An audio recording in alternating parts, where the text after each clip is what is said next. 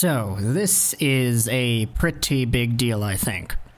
So, big shout-outs over, before we get this video underway, to the Pucks on Net podcast. They are indeed a Vancouver Canucks-related podcast that has been doing stuff for so long. I remember listening to almost every single show that came out when I was in high school. That was a while ago, man. But yeah, they're a legit Canucks topical conversation discussion podcast that does a very good job in this market, and they recently had themselves an episode where they had a very special guest feature. This guy's name is one you might recognize. It is Shawn Matthias, and yes, that's a name that I'm pretty sure a lot of Canucks fans watching this YouTube channel have not heard in a very long time.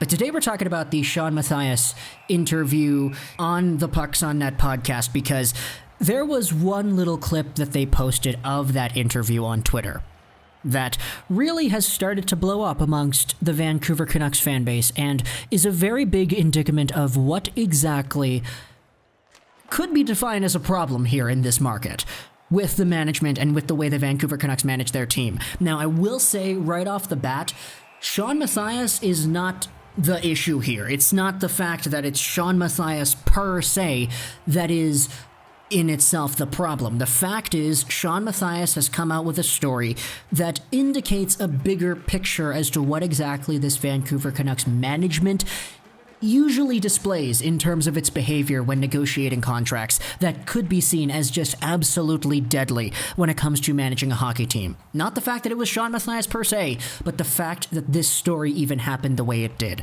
So, Shawn Matthias, in the interview, talks about how he honestly would have thought that he would have stayed with the Vancouver Canucks pretty much for the rest of his life. And a lot of that was coming off of how hot he was doing in his career year, which was 2014-15 on the Vancouver Canucks. He was just acquired by Mike Gillis in the, remember the Luongo-Markstrom trade? Ooh, good golly gee, that was a long time ago. But Shawn Matthias had 27 points and 18 goals in 78 games played, and if you take a look at how he says it himself, 5-on-5 goals for number, he was one of the top guys on the team. For a bottom six player playing a limited role, getting 18 goals is honestly really impressive. And he said himself, he thought he was going to stay in Vancouver the rest of his life because of how he was playing and how he thought he would be coming back. However, that offseason, he did not re-sign with Vancouver. Instead, he signed with the Toronto Maple Leafs. He had 17 points then. The next few years, he kind of phased out a little bit. He didn't have nearly the same amount of success with any of these other teams, the Leafs, the Avalanche, or the Jets, than he did with the Canucks. But that's besides the point. He says himself in this interview that is tweeted out that part of the reason he didn't re-sign with the Vancouver Canucks has to do with the fact that the Vancouver Canucks didn't even reach out to him once. He says that he never had a conversation once with Jim Benning in general, not even just in the conversation of talking about a contract extension. No, he just hadn't spoken to Jim at all in the time he spent with the Vancouver Canucks. And it's a big deal because he says, yeah, in the media, the Canucks said, oh, we're going to talk to the agent, the party, or whatever. And Shawn Matthias said, you know, my agent never got a call. We never had any word from the Vancouver Canucks management as to what the future would be, and as a result, he was a free agent and he went to Toronto instead. And again, before anybody else comes out here and says, oh, but look at Shawn Matthias after, look at the amount of goals he got. It's okay the Canucks didn't re-sign this player because look, he's not getting any points anymore. That's not the point. The point isn't that the Vancouver Canucks lost out on a good player to be. The point is the Vancouver Canucks had an asset in 2015. This is when Jim Benning took over the reins of the Vancouver Canucks 1 year after. He makes the playoffs in his first year. Okay, cool. He does that off of the backs of guys like Brad Richardson and Radim Verbata and Burrows, and Matthias is here as a bottom six guy getting 18 goals. Cool. The fact is Jim Benning had a position in this hockey team where a guy who was seen as quite a valuable kind of player on your team was just left to walk with no communication whatsoever. Not even a little phone call to say, hey man, sorry, but we're going to move on without your services. And Shawn Matthias says it himself. He took less money than all the other guys that the Canucks signed that year, and he had more goals than them.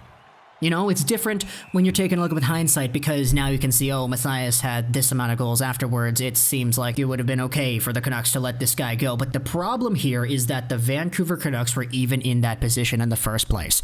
And it's kind of a big red flag as to how this management goes about doing its contract negotiations.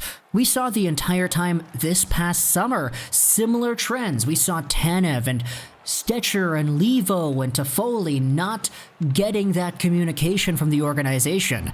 Jim Benning said he ran out of time, and he said that those comments that he made, where he said he ran out of time, they were overblown. Oh, it's not that big of a deal. It's just, it is what it is.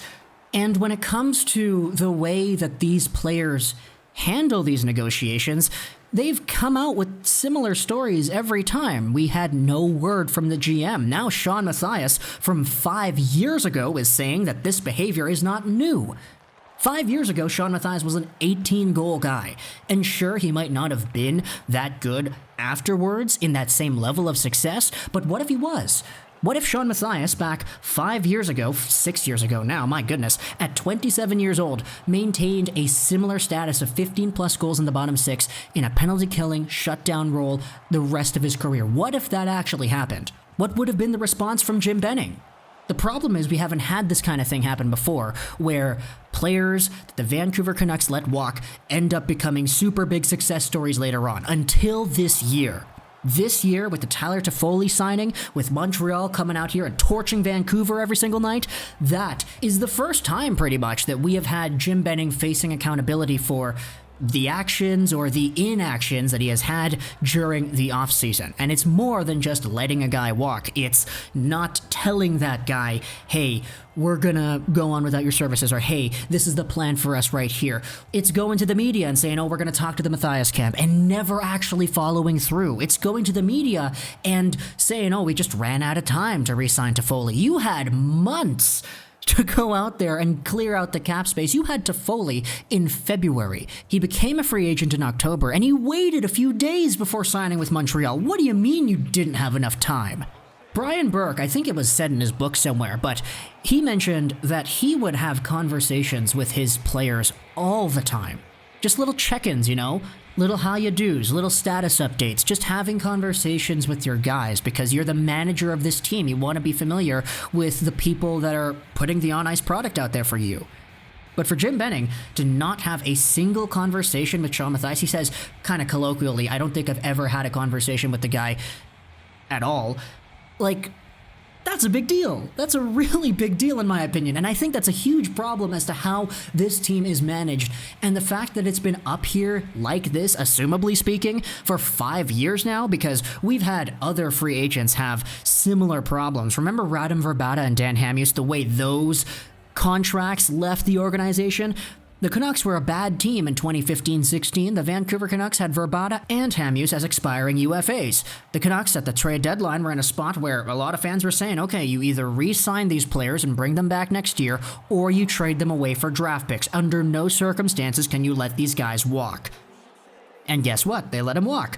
We didn't have any idea as to why they let him walk. Maybe there was something going on there with the negotiations and the communication with the players and the management. Who knows? But these problems have not been new, which is what I'm saying. And as a result, when Shawn Matthias lays it out on the line and straight up says, yeah, the communication just is not there with this management team, I think there are so many layers of the Toffoli and the Stecher and the Tanev story that start to unfold and piece themselves together that illustrate a bigger idea of this Vancouver Canucks management just having terrible communication aspects towards their overall team and identity.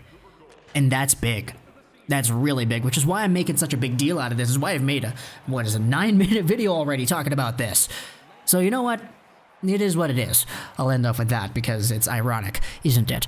Shawn Matthias may have had as good of a career or as poorly of a career after Vancouver than he did with Vancouver, but still, the problem is the same. The communication from the management, that's a no-go for me, fam. I really can't justify any of that, especially considering how it's come back to bite Benning in the behind with Toffoli and Markstrom and Tanev to an extent as well. So, you know, talk to me in the comments what you thought about this idea here. Do I have a point in just making this out to be a bad thing? Because I think it's a bad thing. Do you? Is it really that big of a deal? Am I overreacting here? Let me know in the comments what you think. I hope you enjoyed this. This was 99, and bye.